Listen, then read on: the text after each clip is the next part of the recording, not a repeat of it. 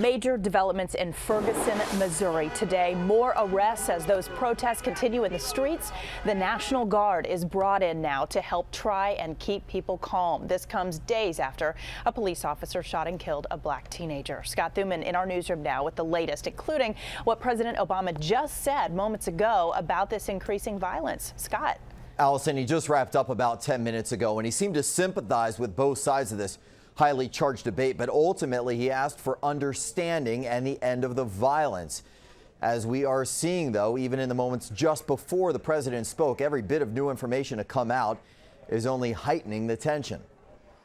The concerns over a military feel in Ferguson may only grow. The governor calling in the National Guard after one of the most violent nights yet, with looting, gunfire, and arrests.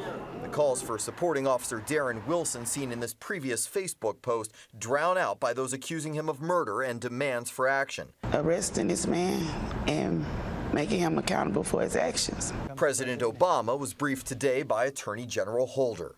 To a community in Ferguson that is rightly hurting and looking for answers, let me call once again for us to seek some understanding rather than simply holler at each other. Earlier Monday, the results of a second autopsy, this one by a legal team representing Michael Brown's family. They did not want to be left having to rely on the autopsy done by the same individuals they feel are responsible for executing their son in broad daylight. They claim Officer Wilson fired at least 6 shots. All of these gunshot wounds were survivable, except for the one in the top of the head. While the county coroner's report was still sealed, the Washington Post is reporting it'll indicate Michael Brown had marijuana in his system when he strong-arm robbed a convenience store and minutes later had the run-in with police.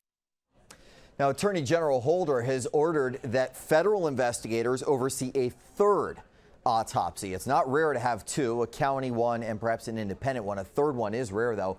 And we're going to have more from President Obama and why he says some people are actually hurting their own cause. That's going to be coming up tonight on ABC 7 News at 6 o'clock. Allison. Okay, Scott, we'll see you then. Thank you very much.